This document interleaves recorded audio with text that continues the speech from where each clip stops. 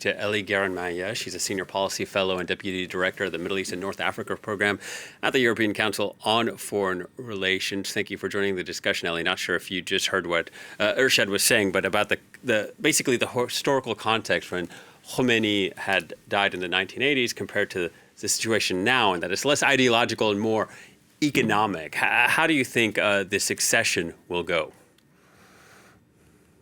Look, my sense is that this is not going to be a surprise succession, that the system learned that in June there was very much a target on Khamenei and his back, and that they have put in place several different modes of options for succession, depending in what context his death arose.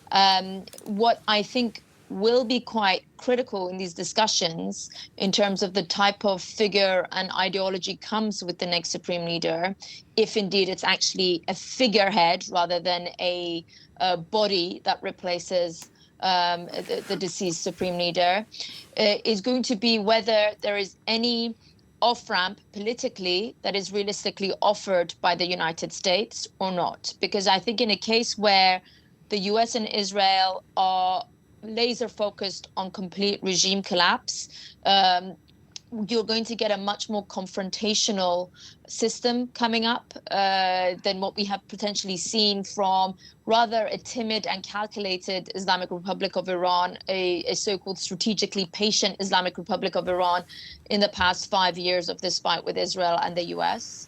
But if the US signals that it's actually favoring more of a Venezuela model of a soft regime change from within that does business with the US, then I think a slightly different character will be put to the fore with a different positioning and stance on this fight with the United States that's ongoing. So essentially, in that softer version, would that essentially be tantamount to a sort of puppet regime? Well, I don't think that you can go as far as that. But clearly, within the Islamic Republic of Iran, we have seen in the past two decades particularly that there are differences of opinion, particularly when it comes to Iran's position vis-a-vis the US. On Israel, there is more consistency, but on Iran's economic and political military relationship with the United States, you have had even some of the founding fathers of the Islamic Republic of Iran, like former President Rafsanjani or former President Mir Hossein Mousavi, who's still under house arrest, coming with a much more open, pragmatic, pro-economy first agenda.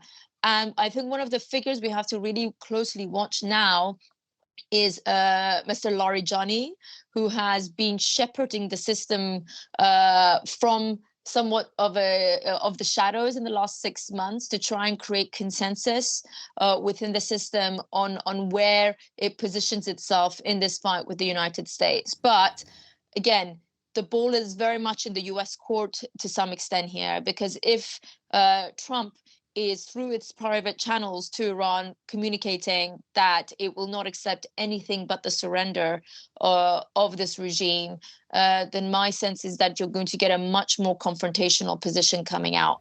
I'm just wondering also how the Trump administration could do that, at least whether it's through air power or these strikes. If the end goal is a hardline regime change, getting rid of all that sort of existing theocratic apparatus, how do they do that, and how can they ensure that? Well, I mean, my position is that they cannot do this through air power alone. There is nothing historically that suggests that's going to be feasible. And it begs the question whether actually the US, sort of being led here by Prime Minister Netanyahu of Israel, is fine with Iran in a state of collapse mode. not necessarily a capable state apparatus, but a country that is either a failed state or at war with itself. And so, again, even in 2003, when the US last came with this vision of regime change for the Middle East, that required a significant amount of boots on the ground. Now, don't forget that President Trump has already done a massive mission creep when it comes to its military strikes on Iran. He's gone from this being purely aimed at targeting Iran's nuclear capabilities in June, and now wanting all-out regime change. So it's not unforeseeable, even though currently looks unlikely, that President Trump would be dragged into putting boots on the ground at some stage, especially if American body bags start to come home and he is pushed by the hawks in the system that he needs to uproot this regime in Iran once and for all.